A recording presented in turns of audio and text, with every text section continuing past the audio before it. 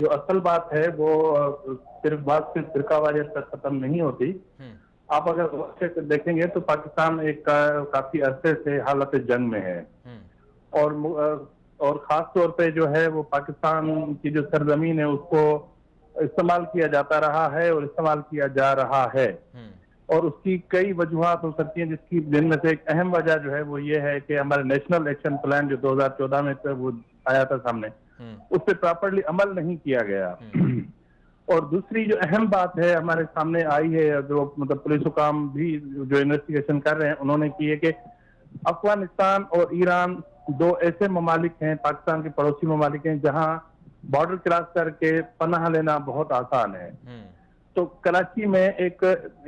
وسیع ایک جال پھیلا ہوا ہے, اور حیران کن بات میں آپ کو بتانا جا رہا ہوں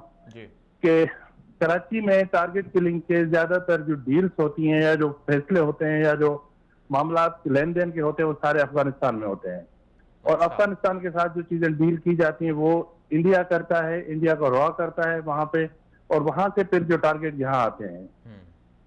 تو یہ جو 6 خطرناک دہشت گرد گروپ پکڑے گئے ہیں, تو اس کے بارے میں جو کہا ہے کہ پڑوسی ممالک ملوث ہیں, یعنی کہ انڈیا کا را اور ایران یہ دونوں ملوث تھے اس میں, اور زمین افغانستان کی استعمال ہوئی.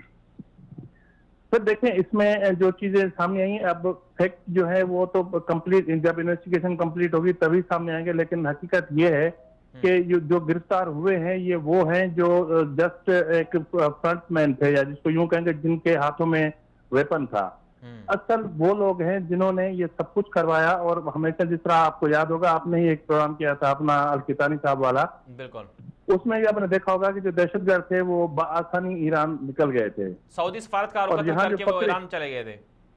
جی, اب اس کی بنیادی وجہ یہ تھی کہ ایران کا بارڈر کراس کر لینا بہت ایزی ہے بنسبت انڈیا جانے کے, اور انڈیا کو جتنی بھی ڈیلز کرنی ہوتی ہیں وہ افغانستان سے کرتا ہے. اور مطلب میں آپ کو ایک انویسٹیگیشن کے حوالے سے میں ایک چیز آپ کو بتانا چاہ رہا ہوں, وہ یہ ہے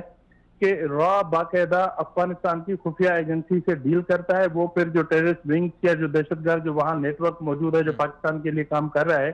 وہ ان کے ساتھ ڈیل کرتے ہیں, پھر وہ یہاں پہ اپنا میسج کمیونیکیٹ کرتے ہیں, اور یہاں پہ ٹارگٹ کلنگ ہوتی ہے. چلیں نواز صاحب, آپ کا بہت شکریہ, آپ نے وقت دیا ہمیں.